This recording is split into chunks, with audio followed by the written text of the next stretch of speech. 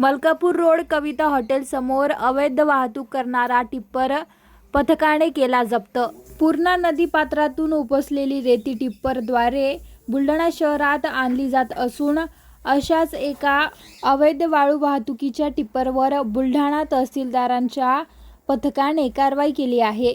मलकापूर रोडवरील बुलढाणा हॉटेल कविताजवळ बुलढाणा तहसीलदार विठ्ठल कुंभरे यांच्या पथकाने अवैध वाळू वाहतूक करणारा टिप्पर अडवून तपासणी केली। तपासणी दरम्यान चालकाकडे रॉयल्टी चौकशी केली असता त्याने जुनी रॉयल्टी दाखवून वाळूची वाहतूक ही अवैध असल्याचे स्पष्ट झाले आहे।